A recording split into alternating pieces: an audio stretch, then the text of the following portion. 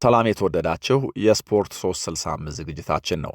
አትሌቲኮ ማድሪድ ባርሴሎናን፣ ፓሪስ ሳን ዠርማን ደግሞ ሊቨርፑልን አሸንፈው ሴሚፋይናሉን ተቀላቅለዋል። ላሚን ያማልም በቃሉ መሰረት ተገኝቷል። በድምር ውጤት ባርሴሎናን ወደ ቀጣዩ ዙር ማሳለፍ አልቻለ ይሆናል። ግን ደግሞ ከጨዋታው በፊት ይሄ ጨዋታ አልተጠናቀቀም፣ እዚህ ጨዋታ ላይ ያለንን ሁሉ እንሰጣለን ብሎ ነበር። በእርግጥም ያለውን ሁሉ ሰጥቷል። እስከ መጨረሻውም ድረስ ተፋልሟል። ግን ደግሞ ባርሴሎናን በድምር ውጤት አሸናፊ ማድረግ አልቻለም።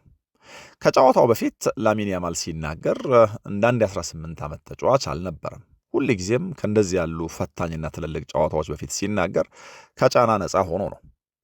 ይልቁን ጨዋታውን ሲያስብ ወደ አእምሮ የሚመጡ ሁለት ሰዎች እንዳሉ ተናገረ፣ ሌብሮን ጄምስ እና ኔይማር።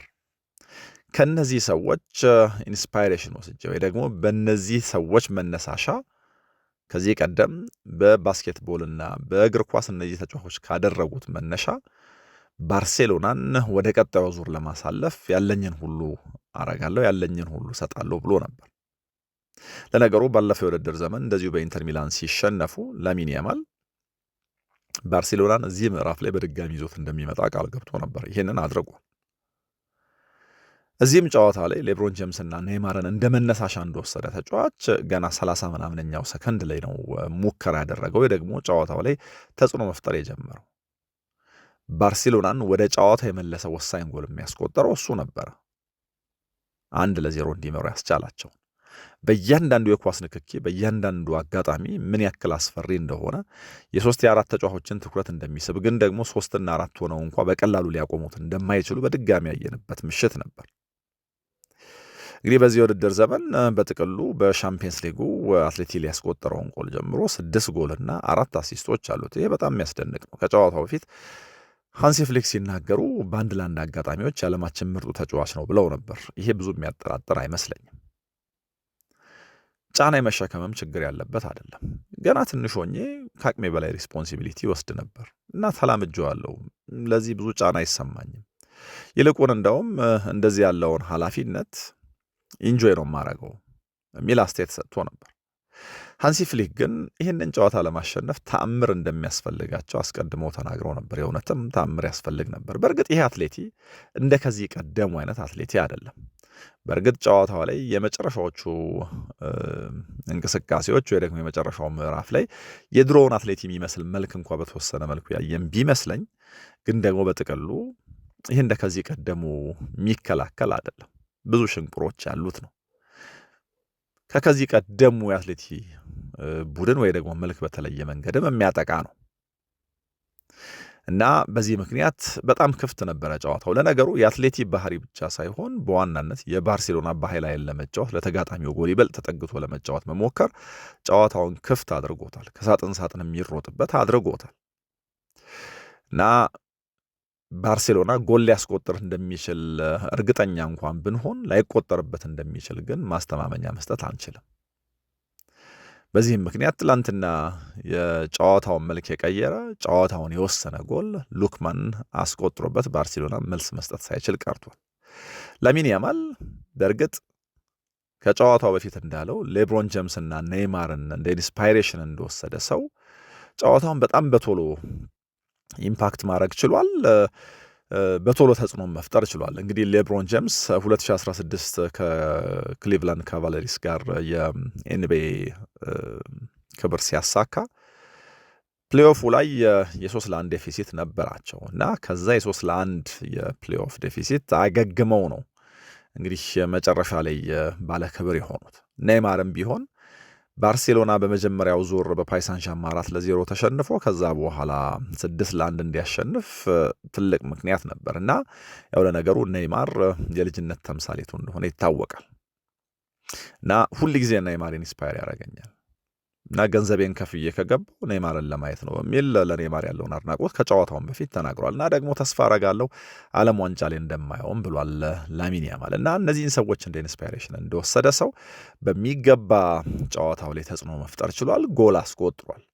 አሰልጣኙ ሃንሲ ፍሊክ እንዳሉትም በአንድ ለአንድ አጋጣሚዎች ብቻ ሳይሆን 2-3-4 ተጫዋቾችን ቢከቡት ከዛ የመውጫ አማራጭ የሌለው አይደለም። እየወደቀ እየተነሳ ለእያንዳንዱ ኳስ የሚፋለምም ጭምር ነው እና እንዳለው ከመፋለም አንጻር ምንም ስህተት የለውም። ተሸንፈን እንኳን ብንወጣ የምንችለውን ሁሉ ሰጥተን ፋይት አድርገን ነው ባለው መሰረት ይህንን አድርጎታል።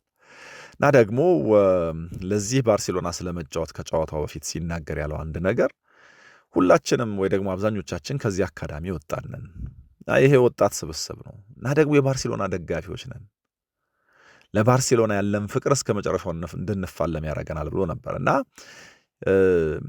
በላሚን ያማል ገለጻ እንደው የሆነ ማሊያ የለበሰ የሆነ ቡድን ተጫዋች ሳንሆን ማሊያ የለበስን ደጋፊዎች ነን።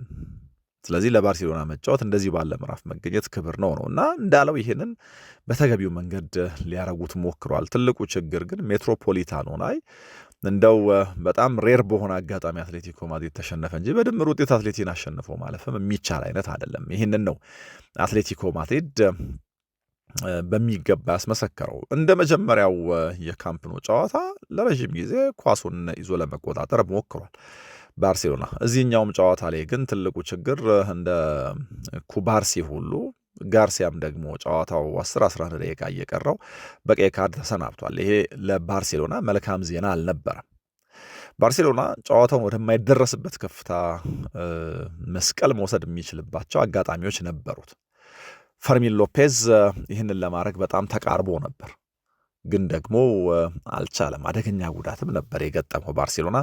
የፍጹም ቅጣት ምት ልናገኝ ይገባናል የሚል ቅሬታ እዚህ ጋር የነበረ ይመስላል፣ ግን ደግሞ በግብ ጠባቂው ታስቦ የተደረገ ስላልሆነ የዕለቱ ፈረንሳይ ዳኛ ከረዳቶቻቸው ጋር የፍጹም ቅጣት ምት እንዳልሆነ ወስነዋል። ስለዚህ ባርሴሎና የፈለገውን የፍጹም ቅጣት ምት ጥያቄ ማሳካት አልቻለም። ሪሞንታዳውን በዚህ ምክንያት አልተሳካም። በጣም አዝናኝ ጨዋታ ነበር እንዳልኳችሁ። ከጫፍ ጫፍ ሁለቱም ቡድኖች የሚያጠቁበት ከጫፍ ጫፍ የሚሮጡበት ጨዋታ ነበር የነበረውና ለተመልካች በጣም የሚያዝናና ነገር ነበረው። የአትሌቲኮ ማድሪድ ደጋፊዎች ምንም እንኳን እነዛ ሁለት ጎሎች ሲቆጠሩ የሚገቡበት ጠፍቷቸው የነበረ ቢሆንም በጣም ተደናግጠው ነበር። ምክንያቱም 2-0 እየመሩ ወደ ሜትሮፖሊታኖ ሲመለሱ አንድ እርግጠኛ የሚሆኑት ነገር ካለ ምንም እንኳ ይሄ ቡድን ቅድም እንዳልኳችሁ በመከላከሉ በጣም የተዋጣለት እንኳን ባይሆን በኖካውት ጨዋታ ግን እዚህ ሜዳ ላይ ተሸንፎ አያውቅም።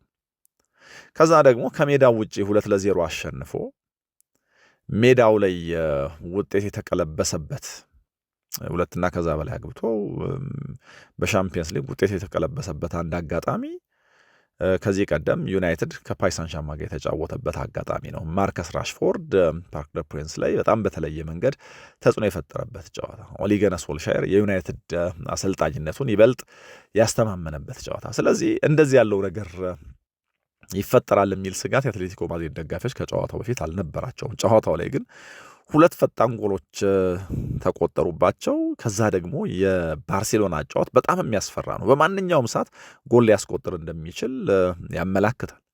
7-8 ተጫዋቾች የተጋጣሚው ሳጥን ውስጥ በማጥቃት እንቅስቃሴ ውስጥ ይገኛሉ እና በእያንዳንዱ አጋጣሚ የሞት ሽረት ትግል በማድረግ መከላከል እንጂ ወይ ደግሞ እንደው እድልም አብሯቸው እንዲሆን መጠበቅ እንጂ ባርሴሎናን መከላከል በጣም ከባድ ነው። ግን ደግሞ ባርሴሎና እንደ ቡድን የሚተዋቸው ክፍተቶች አሉ። ይህንም በሚገባ አትሌቲ እንደ ቡድን ተጠቅሞታል። አትሌቲ ከ1997 በኋላ ሜዳው ላይ እንደዚህ ያለ የኖካውት ጨዋታ አድርጎ ሲሸነፍ ለመጀመሪያ ጊዜ ነው በመሸነፍ። በድምር ውጤት ግን ያው ወደ ቀጣዩ ዙር አልፏል። እንግዲህ የአርሰናልና የስፖርቲንግ ሊዝበንን አሸናፊ ነው የሚገጥመው። ለባርሴሎና መጥፎ ነገር እንደዚህ ባለ ጀብደኝነት ሲጫወት ተመልካች ያዝናናል። በጣም ብዙ ጎሎች ያስቆጥራል። በጣም አስፈሪ ነው ለተጋጣሚዎቹ። ግን ደግሞ ጎሉን መጠበቅ ወይ ደግሞ ክሊንሺት መጠበቅ አይችልም። እንግዲህ ከአትሌቲ ጋር ያደረገው ጨዋታ ላይ 15ኛ የሻምፒየንስ ሊግ ጨዋታው ነው ጎል ሲቆጠርበትና ተጫውቶ ያለ ጎል ጨዋታ ሊያጠናቅቅ አይችልም። የላሚን ያማልና የፌራን ቶሬስ ጎሎች ዋጋ ያጡት በዚህ ምክንያት ነው። ሁለቱም ቡድኖች ከዚህ ጨዋታ የሆነ ነገር ለመውሰድ ያደረጉት ጥረት መጨረሻ በአትሌቲ የበላይነት ተደምድሟል። አንቷን ግሪዝማን አትሌቲኮ ማድሪዶች ምናልባት ሊተኩት የሚቸገሩት በጣም ትልቅ ተጫዋች ይመስለኛል። ያው ወደ ሜጀር ሊግ ሶከር እንደሚሄድ ተረጋግጧል። በውድድር ዘመኑ መጨረሻ 35 ዓመቱ ነው። እንዴት ባለ መንገድ ጨዋታውን እንደሚያቀናብረው ፕሬስ ሬዚስተንት ነው። ኳሱን ይዞት መቆየት ይችላል እና ደግሞ የአትሌቲ አጫዋት በዋናነት ወደ አንደኛ የሜዳ ክፍል ያጋደለ እንቅስቃሴ እያደረጉ በግራ በኩል የሚሮጠውን አዴሞላ ሉክማን ነፃ ማድረግ ወይ ደግሞ ኳሶቹን ወደ አዴሞላ ሉክማን መስጠት ማድረስ ነው። እና ተጫዋቹ በአንድ ለአንድ የበላይነቱ በፍጥነቱ የአትሌቲን ማጥቃት የበለጠ አደገኛ ያደርግ ነበርና የጨዋታውንም የማሸነፊያ ጎል ከማርኮስ ዮሬንቴ ተቀብሎ ያስቆጠረው እሱ ነው። በእርግጥ እዚህ ጋር ዮሬንቴን በጣም ማድነቅ ያስፈልጋል። ሁለገብ ተጫዋች ነው፣ የትም ሊያጫውቱት ይችላሉና ይሄንን ኳስ የሰጠበት መንገድ በጣም የሚያስደንቅ ነው። ግሪዝማን ግን በአጠቃላይ ጨዋታውን ከመዘወር አንጻር በጣም ትልቁን ድርሻ የሚወጣው ተጫዋች ነውና አትሌቲ እንዴት ባለ መንገድ ይህን ተጫዋች እንደሚተካው ግልጽ አይደለም። በጣም አስደናቂ ተጫዋች ነው።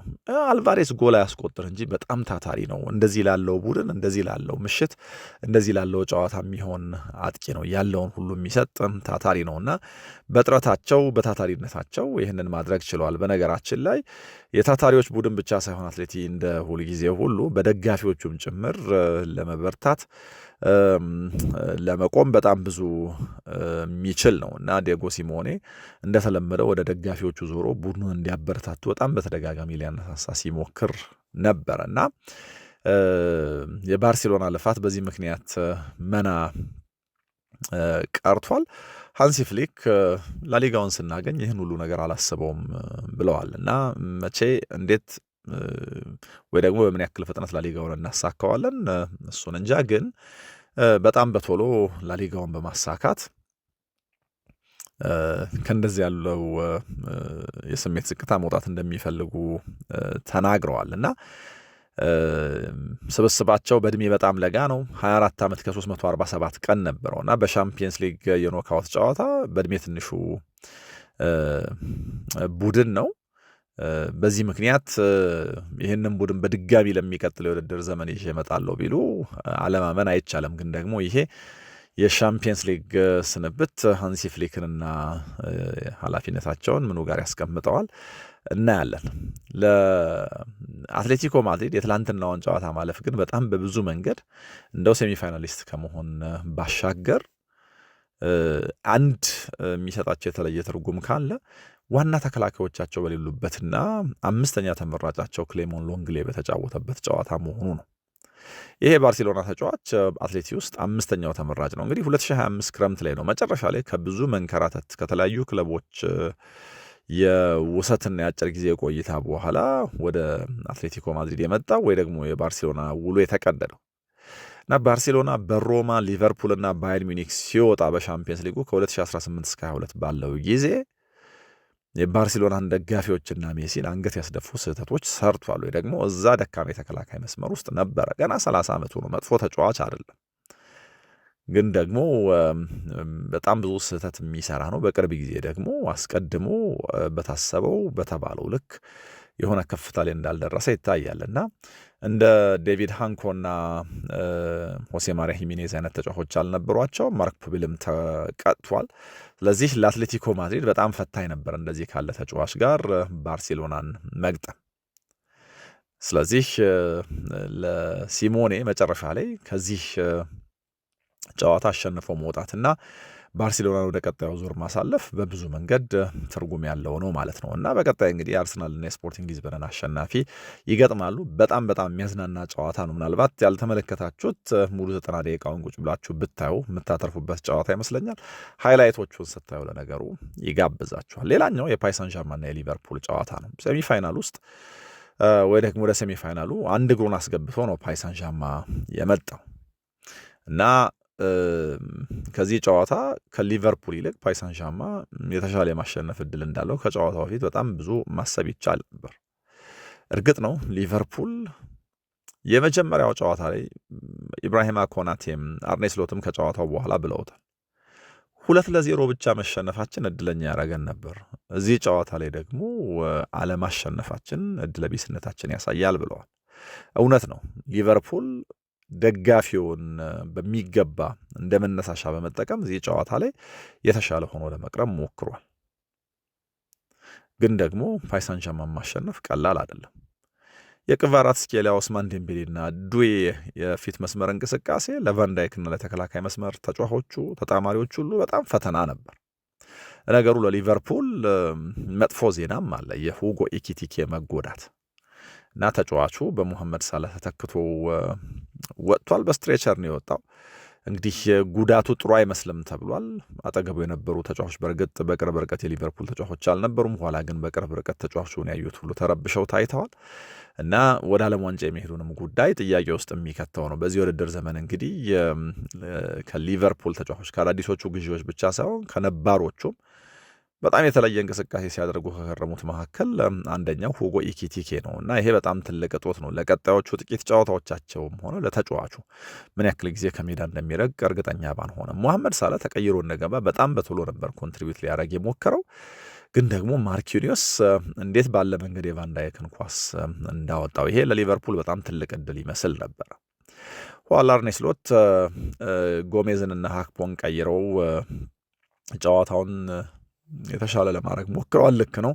ሊቨርፑል በጣም ጥሩ ለመጫወት ሞክሯል። አሌክዛንደር ኢዛክን የማስገባታቸው ጉዳይ አርኔ ስሎትን በጣም በብዙ የሚያስጠይቅ ነው። ምክንያቱም ከረዥም ጊዜ ጉዳት መመለሱ ነው። ከዛ ደግሞ ያው ከጉዳት ከተመለሰ በኋላ ባደረጋቸውም ጨዋታዎች በጣም ብዙ እንደሚቀረው ታይቷል እና እንደዚህ ያለው ጨዋታ ላይ ይህንን ተጫዋች ቋሚ አድርጎ ማስጀመራቸው በጣም ብዙ የሚያጠያይቅ ነገር አለው። ነጎሞሃ ተቀይሮ ገብቷል። ሳፎኖቭ ሙከራውን አክሽፎበታል እና ለዚህ ተጫዋች ይልቅ የተሻለ ድል መስጠት እንዳለባቸው በደንብ የሚታይ ይመስላል። ሊቨርፑል ለ70 ምናምን ደቂቃ ተስፈኛ ቡድን ነበረ። የሚቻለውንም ሁሉ አድርጓል። ግን ደግሞ እንዳልኩት ፓሪስ ሰን ዠርማን በጣም ጠንካራ ቡድን ነው እና እስከ መጨረሻው ድረስ የመሄድ አቅም እንዳለው እዚህም ጨዋታ ላይ አይተናል። ሊቨርፑሎች የራሳቸው ሞመንቶች ነበሯቸው። እነዚህን አጋጣሚዎች መጠቀም ያለመቻላቸው ነው። በእርግጥ የጨዋታው ተርኒንግ ፖይንት ብዬ የማስበው የጨዋታው ዋና ዳኛ ከረዳቶቻቸው ጋር የፍጹም ቅጣት ምቱን ኦቨርተርን ሲያደርጉ ወይ ደግሞ ሲቀለብሱት ነው። አስቀድሞ የፍጹም ቅጣት ምት ብለው ነበር ግን ደግሞ ፉቴጆቹን ካዩ በኋላ የፍጹም ቅጣት ምቱን ሽረውታል። ሊቨርፑል እንደዚህ ያለ መነሳሻ የሚፈልግበት ቀን ነበር። ይሄ የአጥቂ መስመሩ ቅድም እንዳልኳችሁ በምርጫዎቻቸው ምክንያት ክሊክ ማድረግ አልቻለም። መግባባት የሚባል ነገር አልነበረውም። ግን ደግሞ በጥቅሉ እየተጫወተ ካለበት ቁርጠኝነት ከደጋፊው ሞራል ሰጪነት አንጻር የሆነ መነሳሻ መነቃቂያ ይፈልግ ነበርና ለዚህ መነሳሻ ደግሞ ይሄ ፍጹም ቅጣት ምት በጣም ጥሩ አጋጣሚ ይመስል ነበር ከሰዓቱም አንጻር። ግን ደግሞ ዳኛው ውሳኔያቸውን ቀለበሱ። ሊቨርፑል ጎል በእንደዚህ ያለ መንገድ ማስቆጠር ሳይችል ወይ ደግሞ የፈለገው መነሳሻ ሳያገኝ ቀረ። እንደ ኦስማን ዴምቤሌ አይነት ተጫዋች ግን ከዛ በኋላ እድል ሲያገኝ በፍጹም አእምሬ ነው። ከዚህ ቀደም ሊቨርፑል ላይ ባላስቆጠራቸው ጎሎች ምክንያት የሚጫወትባቸውን ቡድኖች ሲያስቀጣ ከርሟል። ከዚህ ቀደም 3-0 ካምፕኑ ላይ እየመሩ አራተኛውን ጎል ማስቆጠር እየቻለ አመከነው። አንፊልድ ላይ የአድራማይ ካምባክ በሊቨርፑል ተሰራባቸው። በተመሳሳይ መንገድ እንደዚሁ ከሊቨርፑል ጋር ባለፈውም ሳምንት ሲጫወቱ ተጨማሪ ጎል ማስቆጠር ይችል ነበር። ይህንን አላደረገም። ስለዚህ ኦስማን ዴምቤሌ በድጋሚ ዋጋ ሊያስከፍላቸው ነው ወይ የሚል ጥያቄ ነበር። ግን ልክ ባለፈው የውድድር ዘመን እንዳደረገው ሁሉ ያን የባርሴሎና ታሪኩን ወደ ኋላ በመተው ሊቨርፑል ላይ ጎል አስቆጥሯል። በነገራችን ላይ ያው በአግሪጌት አቻ እንዲሆኑ ያደረገውን ጎል ባለፈው የውድድር ዘመን ሻምፒዮን በሆኑበት አጋጣሚ እሱ ነው አንፊልድ ላይ ያስቆጠረው እና ኋላ ወደ ፍጹም ቅጣት የምታመራ ጨዋታው ምናምን ፓሪስ ሰን ዠርማን እንግዲህ ፍጻሜው ድረስ ሄዶ ዋንጫውን አሳካ። እዚህኛውም ጨዋታ ላይ አይምሬ መሆኑን አሳይቷል እና ሴንትራሊ መጫወት ከጀመረ በኋላ የበለጠ ጎሎች ማስቆጠር የሚችል አደገኛ ዴምቤሌ እያየን ነው በዚህ የውድድር ዘመን። በእርግጥ በጡንቻ መሳሳብና በቁርጭምጭሚት ጉዳት ምክንያት በጣም ብዙ ጨዋታዎች አምልጠውታል። በአጠቃላይ ያደረጋቸው ጨዋታዎች 31 ነው እና ከዚህም መነሻ ይመስለኛል እዚህኛው ምዕራፍ ላይ የበለጠ ደግሞ ፍሬሽ ሆኖ የሚታየው። በእርግጥ ይህም አንድ አድቫንቴጅ ነው። 15ኛ ጎሉን ነው ትላንትና ያስቆጠረው።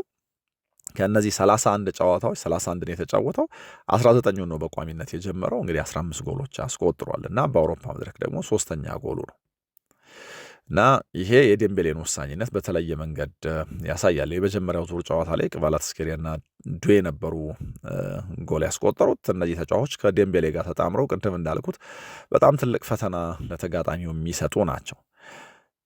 ኢኪቲኬ ቅድም እንዳልኩት ተጎድቷል።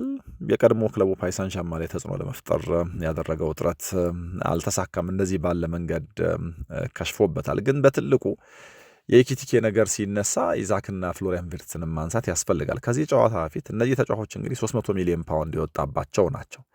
88 ደቂቃ ብቻ ነው በጋራ መጫወት የቻሉት እና እነዚህን ሶስት ተጫዋቾች በድጋሚ ለማጣመር መሞከር በጣም ትልቅ ስህተት ነበር እና ከአሌክዛንደር ኢዛክ ጋር ኢኪቲኬን ለማጣመር ያደረጉት ጥረት መነጋገሪያ ነበር። ምክንያቱም ከታህሳስ ወር በኋላ ለመጀመሪያ ጊዜ ነው እነዚህ ተጫዋቾች የተጫወቱት። እንዳልኩት 88 ደቂቃ ብቻ ነው በጋራ የተጫወቱት እና በተለይ የኢሳክ ምርጫ ትክክል እንዳልሆነ ታይቷል። እንዳሉት ግን ከጨዋታው ከዚህ የተሻለ ሊያገኙ ከዚህ የተሻለ ሊያሳኩ ይገባቸው ነበር፣ የተሻለም ቡድን ነበር ብለዋል። የፍጹም ቅጣት ምቱ ቢቆጠር ኖሮ የጨዋታው መልክ እንዳልኳችሁ በብዙ መንገድ ሊቀየር ይችላል። ሊቨርፑል ደጋፊውን ተንተርሶ በጨዋታው ፓርክ ደ ፕሪንስ ላይ ካሳየ የተሻለ ነገር አሳይቷል። ግን ፓሪስ ሳን ዠርማን በጣም የተረጋጋ ቡድን ነው። በቀላሉ የሚሸበር አይነት አይደለም። እንዲሁ በቀላሉ ከሜዳ ውጪ በመጫወት የሚፍረከረክ አይነት አይደለም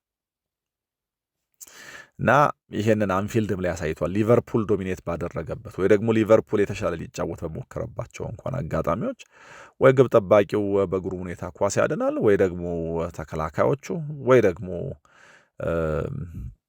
እንደ ቡድን ከገቡበት ፈተና ራሳቸውን ለማውጣት ይሞክራሉ እና ማርኪኒዮስ ያንን የቨርጅል ቫን ዳይክ ኳስ ካወጣ በኋላ ሴሌብሬት ያደረገበት መንገድ ጎል ያስቆጠረም ጭምር ነው የሚመስለው እና ለሁሉም አይነት ነገር የተሰራ ቡድን ነው ይሄ ፓሪስ ሳን ዠርማን። ይልቁን ሊቨርፑልና አሰልጣኙን በተመለከተ ግን ከጨዋታው በኋላ ጥያቄ ማንሳት በጣም ተገቢ ይመስላል። እንዳልኩት በጣም ጥሩ ነው የተጫወቱት። በአንፊልድ የነበረውም አትሞስፌር በጣም የተለየ ነበር። እሳቸውም ባልተለመደ መንገድ ሲቁነጠነጡ ወይ ደግሞ ክሎፕን የሚያስታውስ መቁነጥነጥ በአንዳንድ አጋጣሚዎች ሲቁነጠነጡ ነበር። ደጋፊውም አግዟቸዋል። ግን ሜዳ ላይ ያለው ነገር ውጤት ከማምጣት አንጻር አልሰራላቸው። ሜዳው ላይና ከሜዳው ውጭ እንግዲህ ሆም ኤንድ አዌይ ተሸንፏል። በአጠቃላይ በሁሉም ውድድሮች ሊቨርፑል 17ኛ ሽንፈቱ ነው። ካለፉት 5 ጨዋታዎች ደግሞ 4ኛ ሽንፈቱ። እንግዲህ ካለፉት 3 ጨዋታዎቻቸው ከፓሪስ ሳን ዠርማን እና ከማንቸስተር ሲቲ ጋር ባደረጓቸው እንግዲህ ኤፍ ኤ ካፑን ጨምሮ 3 ጨዋታዎች በድምር ውጤት 8-0 ነው የተሸነፈው። ስለዚህ አሰልጣኙ በጣም ትልቅ ጫና ውስጥ እንደሆኑ ምንም ጥርጥር የለውም እና በጣም ሚኒመም ሪኳየርመንት ካለ በቀጣይ ውድድር ዘመን በሻምፒየንስ ሊግ የሚያሳትፍ ቦታ ይዞ መጨረስ ነው። እርግጥ ነው ፓሪስ ሳን ዠርማን እንደገጠሙት የሚጫወቱ ከሆነ የሻምፒየንስ ሊጉን ቦታ ይዞ የመጨረሳቸው ጉዳይ ጥያቄ ውስጥ አይገባም። ግን ደግሞ በጣም የተለያየ መልክ ያለው ቡድን ነው ይሄ ሊቨርፑል እና በቀጣዩ እሁድ ከሜዳቸው ውጭ በመርሲሳይድ ደርቢ ኤቨርተንን ነው የሚገጥሙት። ኤቨርተን ደግሞ በጣም ጠንካራ ቡድን ነው በዚህ የውድድር ዘመን። እንደዚህ ላለው ሊቨርፑል፣ ተዳክሞ ለመጣው ሊቨርፑል ትልቅ ፈተና መስጠት የሚችል ስለዚህ ይሄንን በማሰብ የአሰልጣኙን ቆይታ በጣም ልንጠይቅ እንችላለን፣ ወይ ደግሞ የአርኔ ስሎት ጉዳይ ብዙ ሊያጠያይቅ ይችላል። ሞሐመድ ሳላም በድጋሚ ተጠባባቂ ወንበር ላይ ማስቀመጥ ቅድም ካልኩት የኢሳክ ምርጫ ጋር አሰልጣኙ ሌላ የሚያስጠይቅ ነገር ሊሆን ይችላል እዚህ ጨዋታ ላይ፣ በተለይ ደግሞ ተጫዋቹ ገብቶ የፈጠረው ምንም ነገር ስለሌለ ማለት ነው። ለፓሪስ ሳን ዠርማን ግን በሻምፒየንስ ሊጉ እየጎሉ በየጨዋታው ሁሉ የተለየ ነገር የሚያደርጉ ተጫዋቾች አሉት። የፊት መስመር ተጫዋቾቹ ቅድም እንዳልኩት በጣም የሚያስፈሩ ናቸው። 2-0 ፓርክ ደ ፕሪንስ ላይ ሲያሸንፉ ዱዌና ክቫራትስኬሊያ ናቸው ጎል ያስቆጠሩት። እንግዲህ ዱዌ የጎል ኮንትሪቢሽኑ የሚያስደንቅ ነው። ገና 20 ዓመቱ ነው። ሁለተኛ የውድድር ዘመኑ ነው በሻምፒየንስ ሊግ። ግን እዚህ ሻምፒየንስ ሊግ ላይ እየፈጠረ ያለው ተጽዕኖ በጣም ያስደንቃል። ክቫራትስኬሊያም ልክ እንደዚሁ ከ2021-22 በኋላ ካረም ቤንዜማ 5 ተከታታይ ሻምፒየንስ ሊግ ጨዋታዎች ላይ ጎል ካስቆጠረ በኋላ ከዚህ ጨዋታ በፊት 4 ተከታታይ ጨዋታዎች ላይ እንኳን ጎል ያስቆጠረ የመጀመሪያው ተጫዋች ሆኖ ነበር እና በጣም አስፈሪ አጥቂ መስመር አለው።